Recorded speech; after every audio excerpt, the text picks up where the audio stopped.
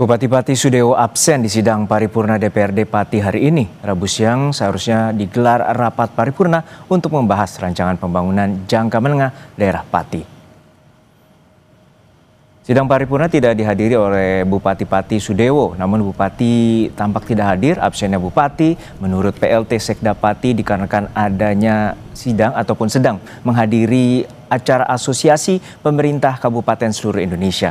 Usai didemo warganya pada 13 Agustus lalu, Bupati Sudewo memang belum pernah tampil lagi ke depan publik, termasuk saat peringatan Hari Kemerdekaan Republik Indonesia.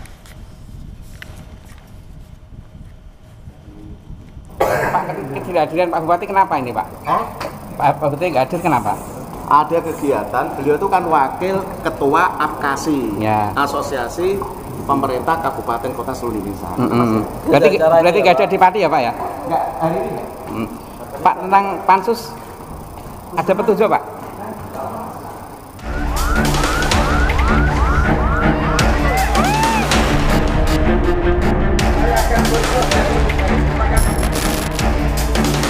Kemarin usai diskors beberapa hari karena bertepatan dengan perayaan HUT RI, rapat kembali digelar dengan menghadirkan 3 camat untuk memberikan klarifikasi terkait polemik surat edaran pembayaran pajak bumi dan bangunan pedesaan dan perkotaan atau PBB P2 yang kemudian memicu kemarahan warga Pati. Mengawal pansus hak angket yang sedang bergulir di DPRD Pati, Jawa Tengah, warga membuat posko masyarakat Pati Bersatu di depan kantor DPRD Pati. Aliansi Masyarakat Pati Bersatu Saiful Huda berharap DPRD tetap memproses aspirasi warga memakzulkan Bupati usai Bupati menaikkan PBB P2 sebesar 250%. Persoalan Bupati Sudewo menurutnya bukan hanya kebijakan menaikkan pajak. Terkait pengawalan pansus itu bagian dari komitmen kami masyarakat Pati untuk betul-betul apa yang sedang berjalan di DPRD itu betul-betul berjalan sesuai realnya dan sesuai atas harapan masyarakat Kabupaten Pati, Mbak. Sehingga kami berharap DPR tetap berkomitmen atas proses yang sedang berjalan di pansus tersebut, jangan sampai mengecewakan masyarakat Kabupaten Pati, Mbak. Wakil Ketua Pansus sekaligus Ketua Komisi C DPRD Pati fraksi Demokrat Joni Kurnianto memastikan Pansus bekerja konsisten mengikuti mekanisme dan membantah anggota Pansus masuk angin. Semua anggota Pansus angket DPRD Pati, kita itu semangat. Dalam artian kita juga menghindari isu-isu bahwa anggota kami ini masuk angin. Jadi kami mulai pagi sampai sore kami membuka untuk akses untuk wartawan, pendemo, masyarakat ikut menonton. Baik itu live streaming maupun langsung, silahkan masuk, langsung kita transparan terbuka. Jadi bisa dilihat mana ada anggota dewan yang main-main, ya itulah. Rapat pansus angket DPRD Pati terkait pemakzulan Bupati Sudewo terbentuk usai warga menggelar demo besar-besaran menolak kenaikan PBB. Dan selain menuntut pencabutan kebijakan soal PBB, warga yang ikut demo juga menuntut Sudewo mundur dari jabatannya. Tim Liputan, Kompas TV.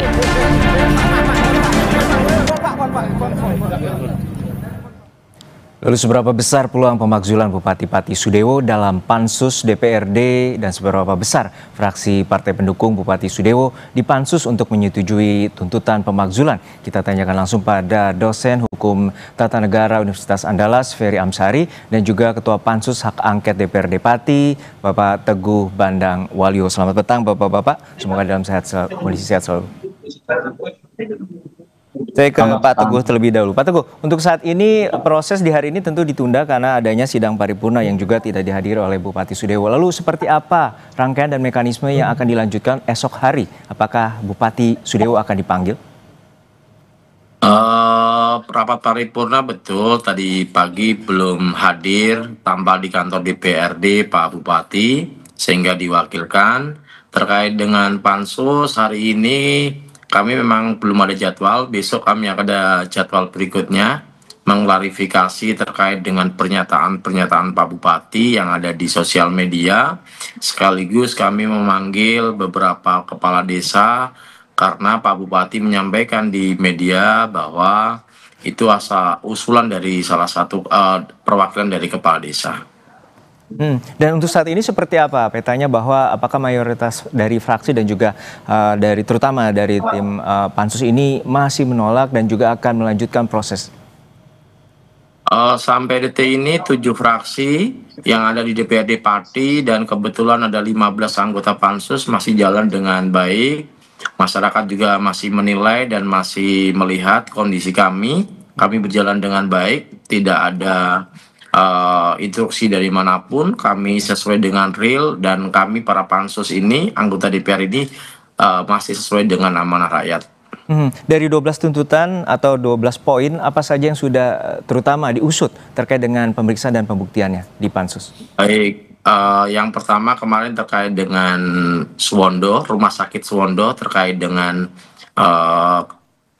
pengangkatan direktur, terus pemberhentian 220 tenaga di Suwondo. Yang kedua, kita sudah kaitan dengan pajak mulai masuk. Yang ketiga, terkait dengan mutasi jabatan yang tidak sesuai dengan aturan main yang ada di Kabupaten Pati. Baik, saya ke Uda Ferry atau Mas Ferry. Mas Ferry, untuk saat ini seperti apa proses yang tengah berjalan, dan ada juga bahwa tekanan ini begitu kuat pada 13 Agustus lalu, dan juga saat ini ada rencana tanggal 25, namun tampaknya salah satu dari koordinator mundur dari aksi tersebut. Lalu seperti apa Anda melihat proses pansus yang tengah berjalan di DPRD Pati? Ya, menurut saya prosesnya tidak sebertele-tele ini harusnya ya. Argumentasi yang meletakkan hampir seluruh poin kesalahan Pak Bupati tidak terlalu tepat, karena cukup satu kesalahan yang bisa dibuktikan dengan mudah, beliau sudah bisa dimakzulkan. Misalnya di pasal 76 Undang-Undang Pemerintah Daerah ya, Undang-Undang 23 tahun 2014, kan disebutkan bahwa seorang kepala daerah dilarang untuk mengeluarkan kebijakan yang menimbulkan keresahan masyarakat. Di titik itu saja sudah cukup untuk menjelaskan bahwa sikap dan kebijakan Pak Bupati yang berkaitan dengan PBB P2 itu adalah sesuatu yang menimbulkan keresahan publik. Belum lagi sikap arogansi yang menyatakan bahwa jangankan 5.000 orang, 50.000 pun akan saya hadapi. Itu kan sebenarnya bisa dilihat sangat terang benderang itu dilakukan oleh Pak Bupati, dibuktikan dengan berbagai media yang ada, dan kemudian itu menimbulkan berbagai polemik di masyarakat sehingga terjadilah demo yang bikin ricuh itu. Bagi saya cukup satu itu juga, tidak harus semuanya gitu ya. Kan konsepnya sama dengan impeachment kepala pemerintahan ya. Itu di antara 5 kesalahan cukup satu saja sudah selesai. Nah, argumentasi harus mengumpulkan semua menurut saya agak janggal juga, karena tentu akan ada terbukanya ruang untuk lebih panjang melakukan penyelidikannya dan lebih panjang waktu membuktikan. Padahal bukti-bukti yang sudah nampak di depan mata itu sudah cukup. Jadi jangan sampai juga DPRD dengan segala niat baiknya dianggap mengulur-ngulur waktu ya, terutama terbukanya ruang bagi kepala daerah untuk bernegosiasi dengan masa aksi, terutama gagasan memecah belah publik ya. Satu sudah berdamai dan lain-lain, padahal sebenarnya kita bicara sikap Bupati yang menimbulkan kerusuhan. Kita tangkap poinnya Mas Ferry. Pak Teguh, tadi ada anggapan bahwa ini bertele-tele, proses pembuktiannya terlalu banyak, padahal bukti-bukti yang sudah ada cukup untuk proses pemakzulan ini untuk berjalan cepat, walaupun ada aturan bahwa maksimum pansus bekerja ini hingga 60 hari. Ya, terima kasih Pak Ferry atas masukannya kepada kami. Izin kalau kita bicara kronologis dari 12 poin itu, awal dari masukan dari pendemo ada 22 poin, sehingga kita rangkum menjadi 12 poin.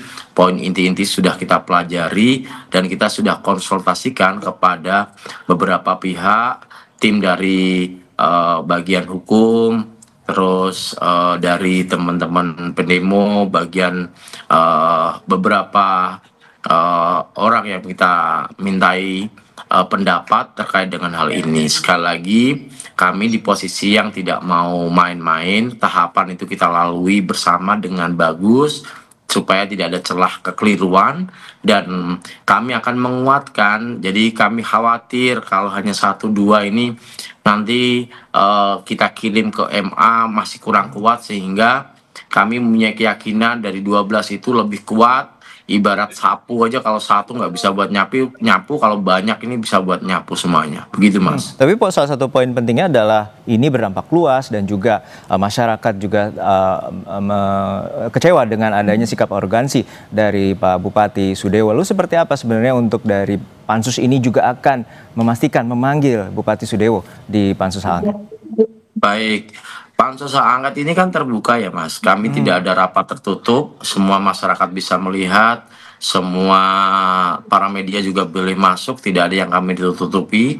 Terkait dengan pemanggilan Pak Sadewo, nanti kami akan melihat situasinya dalam pembahasan ini. Kalau memang diperlukan, kami harus mengklarifikasi, pasti kami akan undang Pak Sadewo. Ya, Mas Ferry, seperti apa tanggapan Anda bahwa untuk pemanggilan Bupati Sudewo itu apakah krusial untuk di pansus hak angket ini? Ya, yang merugi kalau Pak Bupati tidak hadir adalah Pak Bupati sendiri, karena itu kan hak dia untuk membela dirinya ya. Jadi kalaupun dia tidak hadir, mestinya pansus angket terus berjalan. Dan sekali lagi bagi saya mudah sekali membuktikan satu poin yang bisa mengubah posisi atau standing dari Pak Bupati.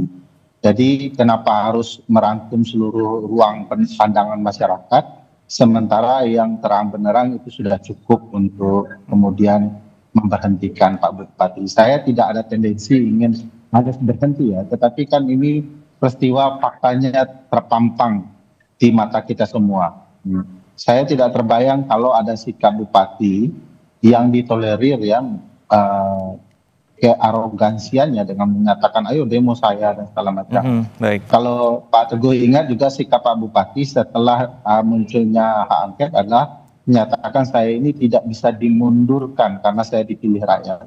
Di konteks ini saja beliau selain memicu kembali sakwa sangka publik, keributan baru, juga tidak paham ketentuan undang-undang. Jadi aneh juga ada kepala pemerintahan di daerah tidak memahami apa maksud Undang-Undang 23 2014 bahwa kekuasaannya bukanlah kekuasaan yang mutlak, yang tidak bisa diganggu-gugat, tetapi kekuasaannya adalah pelayan publik yang kalau dia punya kelemahan dia akan berpotensi kemudian untuk diberhentikan. Ya, Pak Teguh, bahwa 12 poin ini dari 22 tuntutan masyarakat bahwa salah satu yang paling krusial adalah pemakzulan atau melengsarkan dari Bupati Sudewo. Lalu seperti apa Pak Teguh dengan bukti-bukti yang sudah dimiliki? Artinya pansus ini juga akan mengarah terhadap pemakzulan dari Bupati Sudewo.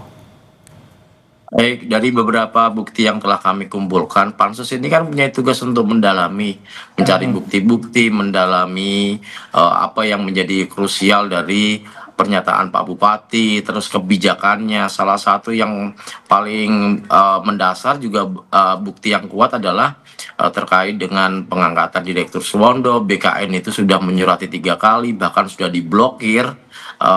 Pemda Pati di BKN juga masih tetap jalan Pak Bupati ini. Ini kan termasuk bukti-bukti, termasuk kami kemarin ada memanggil pihak ketiga yang melakukan tes. Ternyata di dalamnya ada hal-hal yang mengarah terkait dengan hal tersebut. Banyak hal yang kita temukan, termasuk pernyataan dari DPP KAD terkait dengan perda ini, perbub ini bagaimana, kita juga sudah dalami. Sekali lagi kami sepakat dengan Bang Ferry kalau satu saja sudah bisa memakzulkan Pak Bupati, tapi kami kan sekali lagi tidak mau nih hanya satu pihak saja. Kita akan konfirmasi ke Sekda, ke Pak Bupati.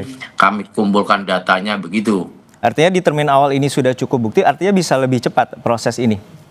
Kami berusaha secepat mungkin, sehingga harapan kami dalam 1-2 minggu ke depan ini sudah selesai, Mas. Baik, 1-2 minggu ke depan telah selesai. Baik, terima kasih atas perspektif dan juga informasinya Pak Teguh Bandang Waluyo, Ketua Pansus Hak Angket DPRD Pati, dan juga Mas Ferry Amsari, dosen hukum tata negara Universitas Andalas bersama kami di Kompas Petang.